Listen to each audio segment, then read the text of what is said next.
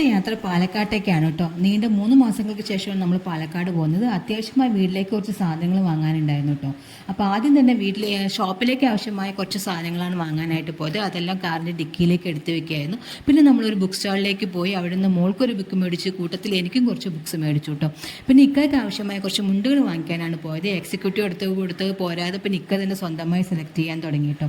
പിന്നെ നമ്മൾ ബാവ മെറ്റൽസിലേക്കാണ് പോയത്. അവിടെ നിന്ന് കുറച്ച് അത്യാവശ്യമായിട്ട് കിച്ചണിലേക്ക് ആവശ്യമായ അപ്ലയൻസസ് വാങ്ങാനുണ്ടായിരുന്നു. അത് വാങ്ങി നമ്മൾ അവിടെ നിന്ന് തിരിച്ചിറങ്ങി. പിന്നെ നമ്മൾ ഫുഡ് കഴിക്കാമെന്ന് കരുതിയിട്ട് സോഷ്യൽ കിച്ചൺ എന്ന പേരിലുള്ള പുതിയൊരു റെസ്റ്റോറൻറ്റ് കണ്ടു.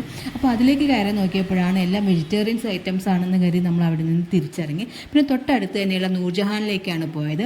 അവിടെയാണെങ്കിൽ കർക്കിടക മാസം ആയതുകൊണ്ടും പിന്നെ ഇന്നൊരു വർക്കിൻ്റെ ആയതുകൊണ്ടും നൂർജഹാൻ കാണാനുള്ള ലുക്ക് ഇങ്ങനെയായിരുന്നു കേട്ടോ. ആദ്യമായിട്ടാണ് ഇത്ര റിലാക്സ്ഡ് ആയിട്ടുള്ള ഒരു നൂർജഹാൻ കാണുന്നത്.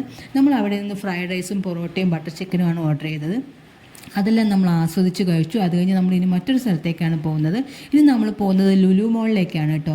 ലുലു മോളിൽ നിന്ന് നമുക്ക് അത്യാവശ്യമായിട്ട് കുറച്ച് സാധനങ്ങൾ വാങ്ങിക്കാനുണ്ടായിരുന്നു. ഈ എസ്കലേറ്റർ കയറി മേളിലേക്ക് എത്തുമ്പോൾ ഒരു നല്ലൊരു മണം വരും. ആ മണം ശരിക്കും ദുബായ് മാളിൽ പോയ ഒരു ഫീലിംഗ് ആണ് നമുക്ക് കിട്ടുന്നത് കേട്ടോ.